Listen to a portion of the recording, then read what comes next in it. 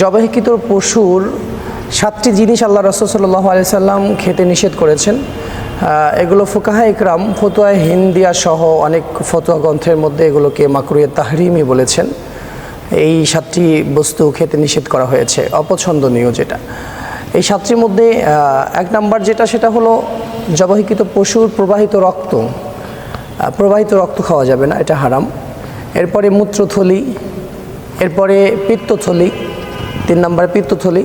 তাহলে 4 নাম্বার হলো পুরুষ অন্ডকোষ, পুরুষ জননাঙ্গ এবং স্ত্রী জননাঙ্গ। এরপরে 7 নাম্বারে যেটা, সেটা হলো গিটলি বলা হয়। অনেক সময় দেখবেন পশুর শরীরে কোনো এক জায়গায় মাংসগুলো জমাট বেঁধেছে, ছোট ছোট টুকরা হয়ে কিছু মাংসের, আমাদের এলাকার ভাষায় গ্রামের ভাষায় যেটাকে দলা বলা হয়, জমাট বাঁধা হয়।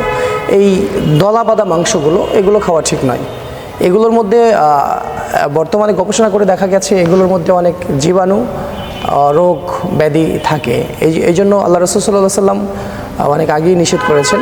তো আমরা জবাইকৃত পশুর এই 7টি জিনিস ছাড়া আল্লাহ তাআলা বাকি সবগুলো পার্টস আমাদের জন্য হালাল করেছে পশুর, আমরা সেগুলো ভক্ষণ করবো ইনশাআল্লাহ। এবং এই কুরবানিতে আমরা চেষ্টা করব নিজেরা খাবো এবং অন্যদেরকে খাওয়াবো।